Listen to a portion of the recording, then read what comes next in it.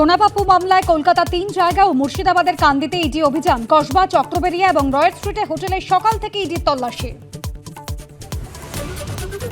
কলকাতা পুলিশের sub inspector Ruhul Ahmed Ali শাহের বাড়িতে ইডি তল্লাশি। নজরে চক্রবেড়িয়ার প্রমোটার অতুল কাটারিয়ার বাড়ি। হেফাজতে শান্তনু সিনহা বিশ্বাস। মুর্শিদাবাদের কান্দিতে শান্তনু প্রাসাদে ইডি। দরজা বন্ধ থাকায় ভিতরে ঢুকতে পারেননি কেউ। থানায় গেলেন আধিকারিকরা। 21-এর ভোটে তৃণমূলের জয়ের পরই পরমব্রতের পোস্ট কমেন্ট স্বস্তিকার। বিজেপি কর্মীদের খুনে উস্কানি দেওয়ার অভিযোগে থানায় আইনজীবী। পুলিশ চাইলে এখন এদেরকে কাস্টাডিতে নিয়ে ইন্টারোগেট করতে পারে। রাজ্যে পালাবদলের পরই পরমব্রতের ভোলবদল, খোঁচা অভিনেতা দেবদূতের। বিজেপি আসার পর দেখতে পাচ্ছি যে এত গিরগিটি যে আছে পরিষ্কারভাবে এখন বুঝতে পারছি।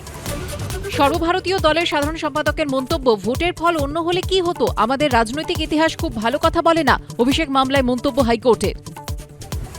আজ দিল্লিতে প্রধানমন্ত্রীর সঙ্গে প্রথম বৈঠক মুখ্যমন্ত্রীর। রাজধানীতে মুখ্যমন্ত্রী, দিল্লিতে শ্রমিক ভট্টাচার্য। খুব দ্রুত রাজ্যের বাকি মন্ত্রীদের নাম ঘোষণা। ঘণ্টাখানেক সঙ্গে সুমন রাত 8টায়।